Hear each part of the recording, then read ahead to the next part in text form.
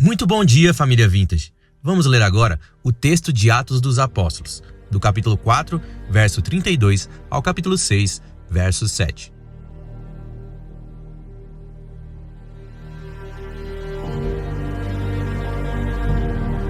A comunidade cristã. Atos 4, do verso 32 ao verso 35. Da multidão dos que creram eram o coração e a alma. Ninguém considerava exclusivamente sua nenhuma das coisas que possuía. Tudo, porém, lhes era comum. Com grande poder, os apóstolos davam testemunho da ressurreição do Senhor Jesus, e em todos eles havia abundante graça. Não havia nenhum necessitado entre eles, porque os que possuíam terras ou casas, vendendo-as, traziam os valores correspondentes, e os depositavam aos pés dos apóstolos. Então se distribuía a cada um conforme a sua necessidade. A oferta de Barnabé. Atos 4, versos 36 e 37. Então José, a quem os apóstolos chamavam de Barnabé, que quer dizer filho da consolação, um levita natural de Chipre, vendeu um campo que possuía, trouxe o dinheiro e o depositou aos pés dos apóstolos. Ananias e Safira. Atos 5, do verso 1 ao verso 11.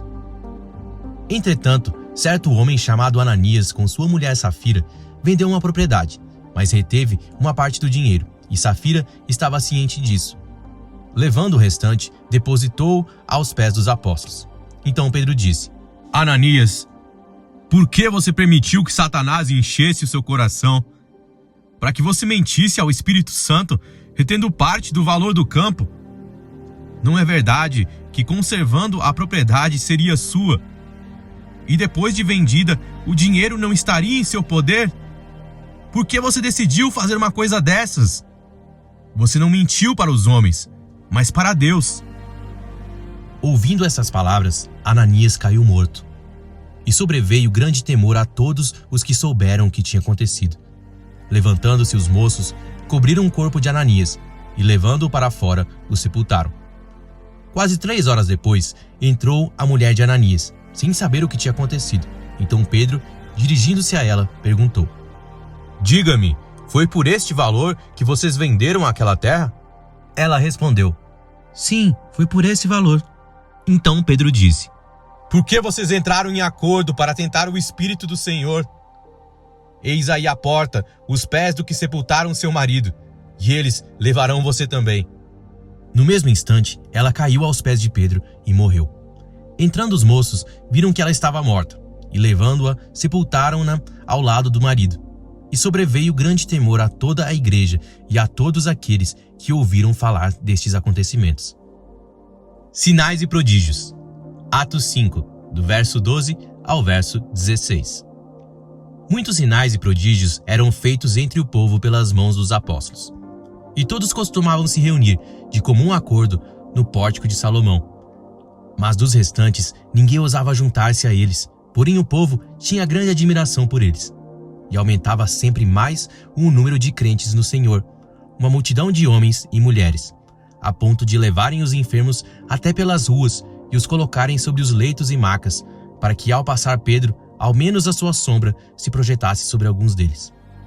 Vinha também muita gente das cidades vizinhas de Jerusalém, levando doentes e atormentados por espíritos imundos, e todos eram curados.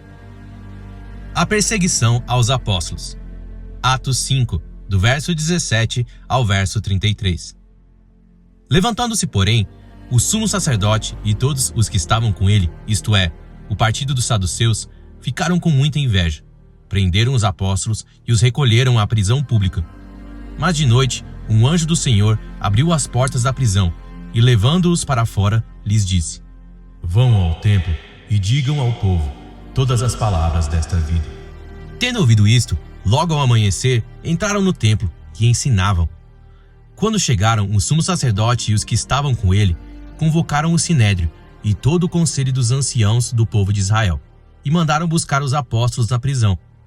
Mas quando os guardas chegaram lá, não os encontraram no cárcere e, voltando, relataram dizendo: Encontramos a prisão fechada, com toda a segurança e os sentinelas nos seus postos junto às portas, mas abrindo as portas, não encontramos ninguém dentro.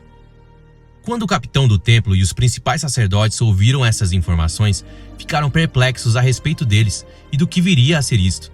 Nesse momento, alguém chegou e lhes comunicou: Vejam, os homens que os senhores prenderam estão no templo ensinando o povo. Então o capitão e os guardas foram e os trouxeram sem violência, porque temiam ser apedrejados pelo povo. Trouxeram os apóstolos, apresentando-os ao sinédrio, e o sumo sacerdote os interrogou, dizendo: Não é verdade que ordenamos expressamente que vocês não ensinassem nesse nome? No entanto, vocês encheram Jerusalém com a doutrina de vocês e ainda querem lançar sobre nós o sangue desse homem. É mais importante obedecer a Deus do que aos homens.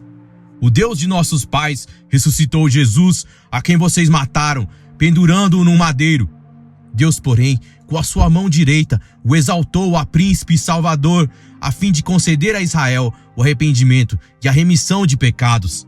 E nós somos testemunhas destes fatos, nós e o Espírito Santo, que Deus deu aos que lhe obedecem.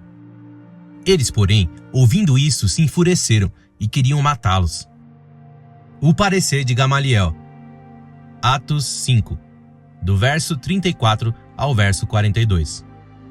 Mas levantando-se no sinédrio, um fariseu chamado Gamaliel, mestre da lei, respeitado por todo o povo, mandou que os apóstolos fossem levados para fora por um momento.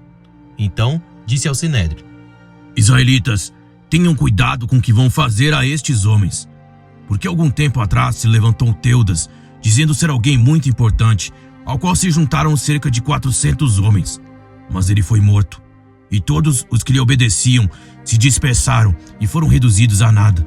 Depois desse, levantou-se Judas, o galileu, nos dias do recenseamento, e levou muitos consigo. Também este foi morto, e todos que lhe obedeciam foram dispersos. Neste caso, de agora, digo a vocês, não façam nada contra esses homens. Deixem que vão embora, porque se este plano ou esta obra vem de homens, será destruído.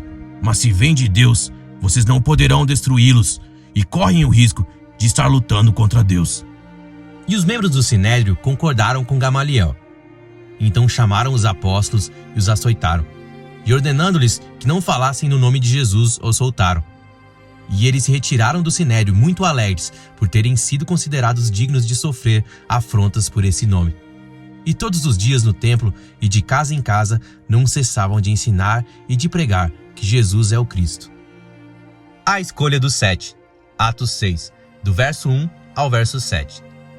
Naqueles dias, aumentando o número dos discípulos, houve murmuração dos helenistas contra os hebreus, porque as viúvas deles estavam sendo esquecidas na distribuição diária. Então, os 12 convocaram a comunidade dos discípulos e disseram: Não é correto que nós abandonemos a palavra de Deus para servir às mesas. Por isso, irmãos, recolham entre vocês 7 homens de boa reputação, cheios do espírito de sabedoria, para os encarregarmos desse serviço. Quanto a nós, nos consagraremos à oração e ao ministério da palavra. O parecer agradou a todos. Então elegeram Estevão, homem cheio de fé e do Espírito Santo, Filipe, Prócoro, Nicanor, Timão, Pâmenas e Nicolau, prosélito de Antioquia. Apresentaram estes homens aos apóstolos, que orando lhes impuseram as mãos. A palavra de Deus crescia e em Jerusalém o número dos discípulos aumentava. Também um grande grupo de sacerdotes obedecia à fé.